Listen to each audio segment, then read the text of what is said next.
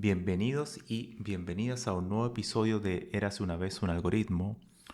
En esta ocasión quiero hablar sobre un tema del cual escribí en mayo del año pasado, pero que recién ayer, 14 de marzo, fue publicado en una revista de filosofía de la tecnología y que trata sobre el tema de los errores en la generación de código, en los sistemas de generación de código y cómo estos se comparan con los errores de código generados por humanos. Entonces voy a comenzar este episodio con una pregunta provocadora. ¿Importa quién escribió el código si funciona igual? Mi respuesta es sí, porque los errores tienen arquitecturas distintas. Entonces, en este artículo, bajo el nombre Arquitecturas de Error, una investigación filosófica del código generado por humanos e inteligencia artificial, argumento que integrar códigos generados por LLMs dentro de sistemas creados por humanos, programados por humanos, no tiene costo cero. Es decir, que los errores que pueda generar ese código generado por LLMs y los errores que generan los bugs de toda la vida creados por humanos son distintos. No solo porque son arquitecturas distintas, sino que la forma de producir esos errores también difiere debido a esas arquitecturas. Los errores de código generados por IA y por humanos parecen similares superficialmente, pero tienen orígenes causales radicalmente distintos. O sea, el humano es cognitivo y el de la IA es artificial y estocástico. Esa diferencia importa para cómo verificamos, confiamos y mantenemos el código, ¿no? Al final esa es la tesis central. Y para eso, en ese artículo, yo creo una taxonomía, digamos, es un artículo descriptivo para dar un poco orden conceptual en cómo tratamos el código hecho por humanos y por máquinas. Y para eso construyo esta taxonomía en base a un framework que tiene 4 dimensiones. Entonces voy a pasar a detallar brevemente cuáles son cada una de esas dimensiones. Primero, la dimensión de la coherencia semántica, ese nombre que le puse. El humano comete errores de lógica o malentendidos. Todos los que hemos programado, hemos sido parte de una empresa de desarrollo, sabemos que eso ocurre. Pero al final de cuentas, a pesar de un malentendido, algo que tú no entendiste en un requerimiento, la persona sabe qué intenta hacer. Para bien o para mal, lo sabe. Hay una intencionalidad, ¿no?, de esa persona. En cambio, el LLM produce código que es sintácticamente plausible, pero puede cometer errores, o como se le llama, digamos, más coloquialmente, alucinar funciones inexistentes o APIs que no existen, o cualquier tipo de estructura de código que no existe. Digamos que generas pero sin comprender.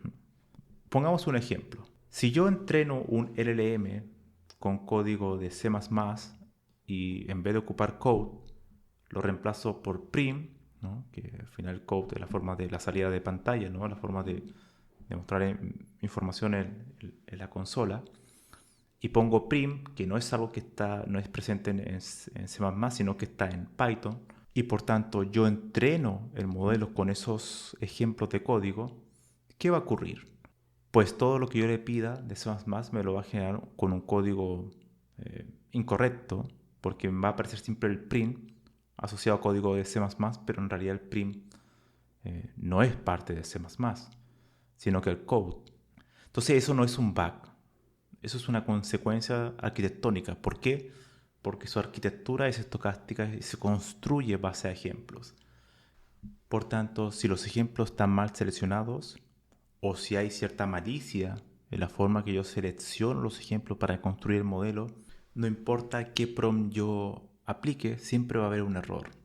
Ahora, asumamos que los ejemplos están bien seleccionados, ¿no?, como es lo que ocurre hoy en día con los modelos de estado del arte, ¿no?, ChatGPT 5.4 o lo tan trópico como Opus 4.6, ¿no?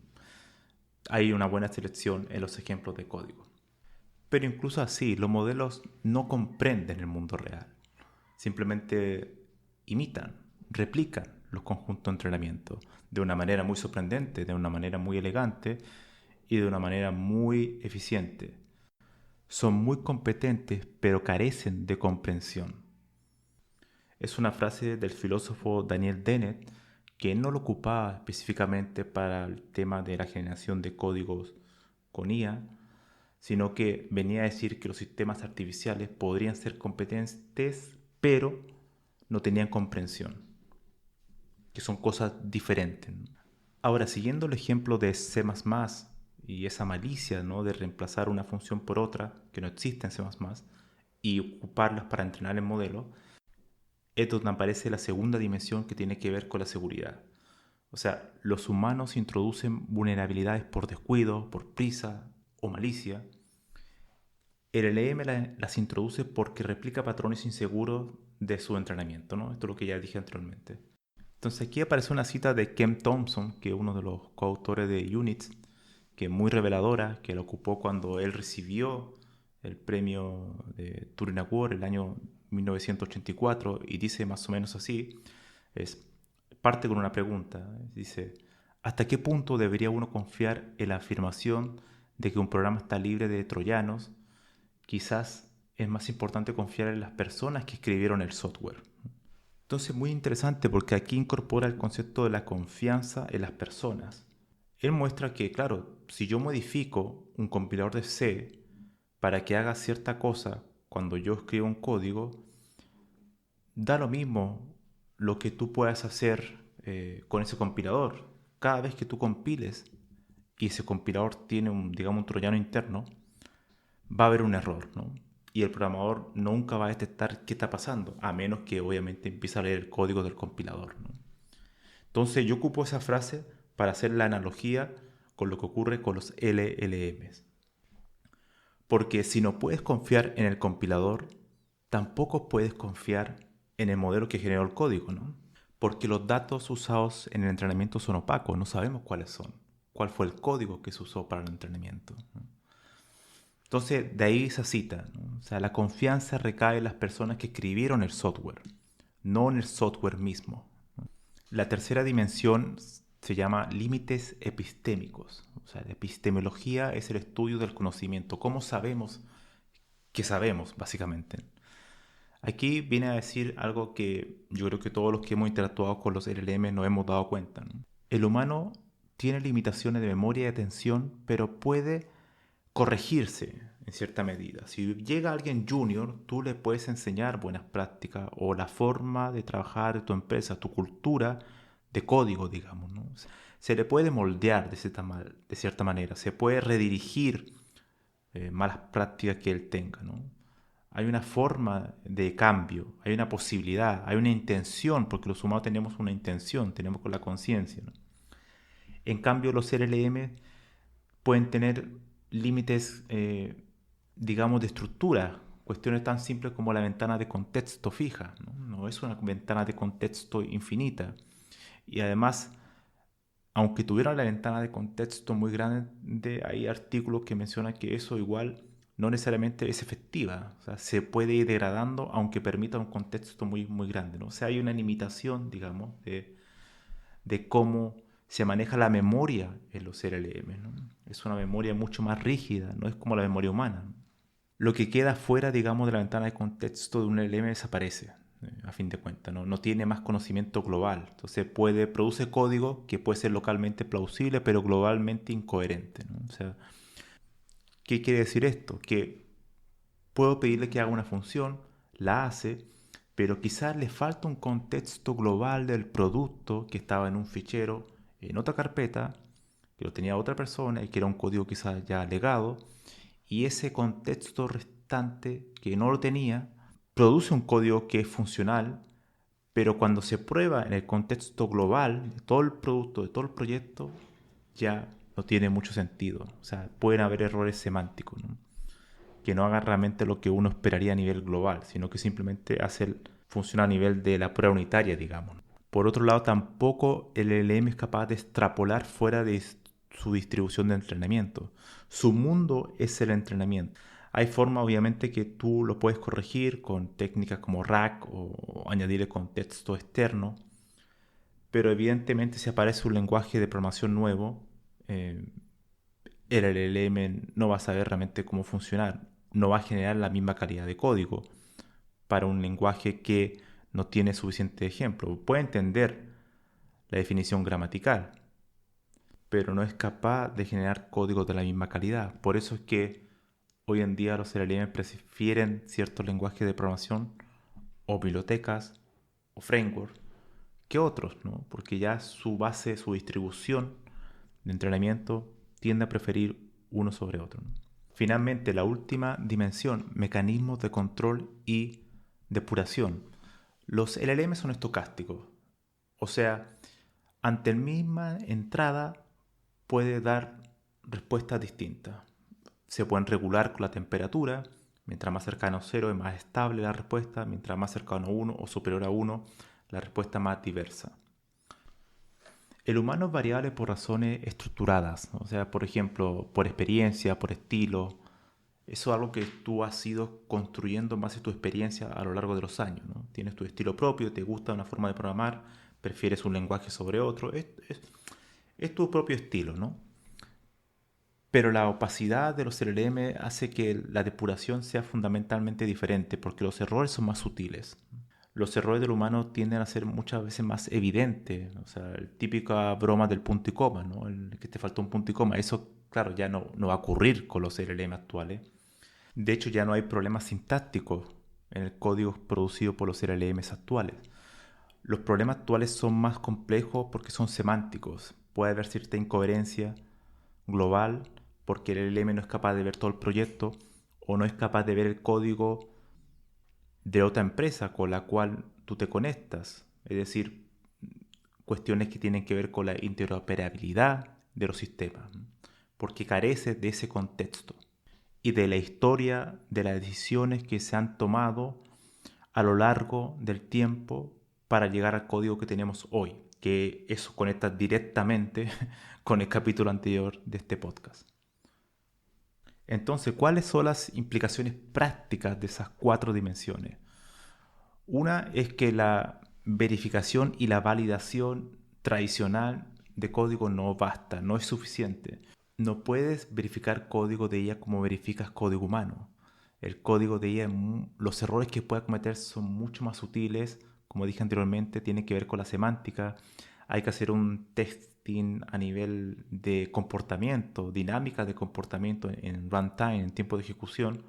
Esto obviamente depende del proyecto, pero hay que mirar toda la cadena de eventos, de sucesos para ver si el código hace lo que tú esperas.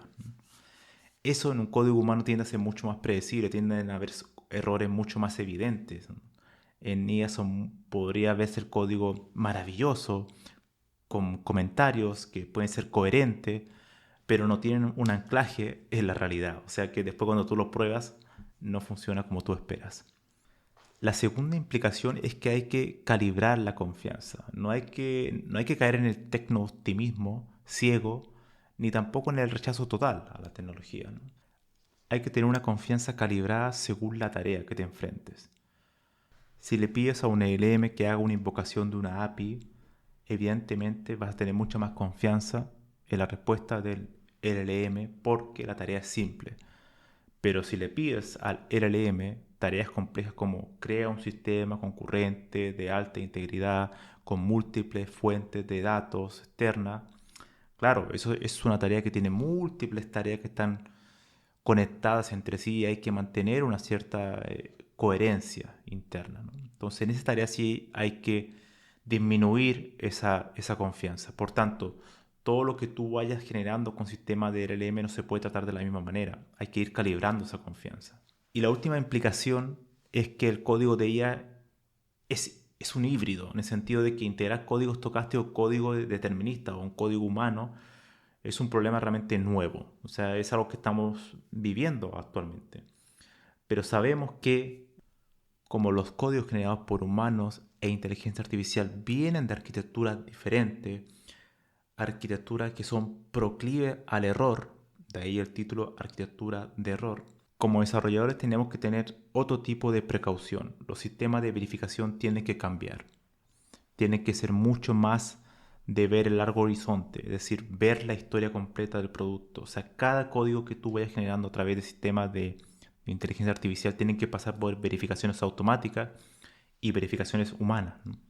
Tiene que haber herramientas para manejar código híbrido. O sea, uno debería tener en los códigos fuentes una especie de marcas donde tengamos con total claridad que este código fue generado por un LLM de tal modelo a tal hora y quién fue el humano que lo generó.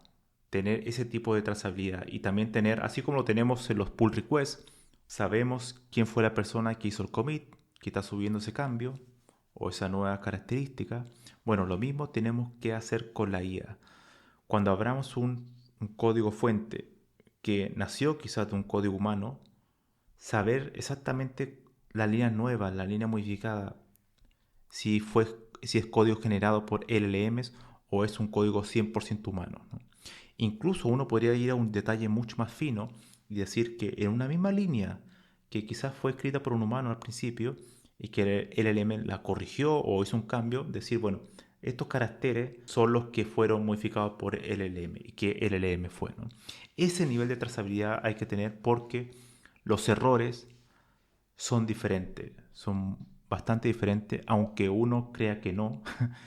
Y esa es la ilusión de la funcionalidad, digamos, ¿no? Porque aunque ambos códigos funcionen, no significa que las consecuencias prácticas vayan a ser las mismas. Los errores, en este caso, son una característica de conocimiento del sistema. Son una pista que nos permite prever o predecir en cierta medida cuáles pueden ser las complejidades o los errores futuros que ocurran en el sistema cuando se empiecen a integrar código humano con código de inteligencia artificial. Otro concepto que yo menciono, y esto para terminar, en el paper es el tema de la dependencia de trayectoria. ¿Qué quiere decir esto?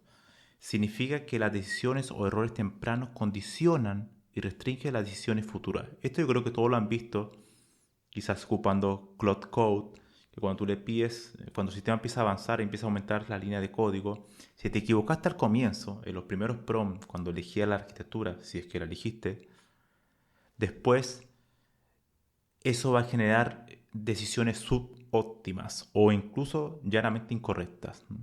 O sea, un ejemplo simple.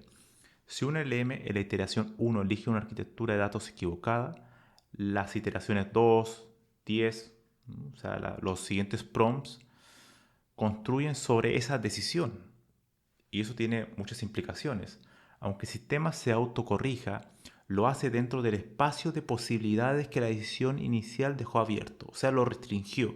Las primeras decisiones, tus primeros prompts, lo que le pediste a Claude que hiciera, te restringe en el futuro. No vuelva a cero, ¿no? Arrastra el error en el tiempo. Esa es la trayectoria de dependencia, ¿no? Son errores que se pueden ir arrastrando o que pueden surgir en el futuro por malas decisiones que tú le diste a tu agente o que aprobaste que la gente hiciera, ¿no? Ese tipo de sutilezas tienen que ver mucho con el tema de la arquitectura del error, por la forma misma de operar de los LLM y la forma que nosotros dialogamos con este, ¿no? Y claro, eso en los humanos ocurre diferente. La corrección humana puede romper esa trayectoria de dependencia, porque podría en algún momento tú darte cuenta o otro senior venía a decirte, mira, esto va por mal camino, hay que empezar de nuevo. Así, directamente empezar de nuevo. Todo se pierde desde un punto a otro y comenzamos de nuevo. Claro, esa decisión los agentes no lo toman de manera automática o no te la van a sugerir de manera tan, digamos, tan directa. O sea, tú tendrías que explícitamente pedirle, oye, lo que hemos venido trabajando hace 3 días resulta que no funciona, borremos todo, empecemos de nuevo. ¿Vale? Claro, eso no es generalmente tan común, a menos que tú tengas cierta experiencia desarrollando software con humanos.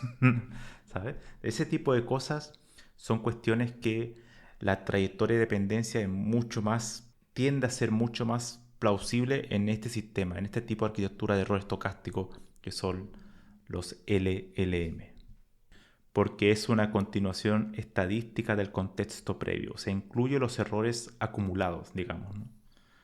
Eso es otra manifestación de la diferencia de arquitectura entre errores humanos y artificiales. Dicho eso, termino este episodio antes que sea más largo, pero para más detalle, para más profundidad sobre este tema, puede ir a mi artículo que lo voy a dejar en la descripción de este episodio y ahí pueden quizás encontrar alguna idea que les lleve a construir una herramienta que permita mejorar los agentes o crear formas más interesantes de integración entre código humano e inteligencia artificial, o cómo reducir los errores de la inteligencia artificial al momento de interactuar con humanos. Eso sería todo por hoy. Nos vemos en el siguiente episodio.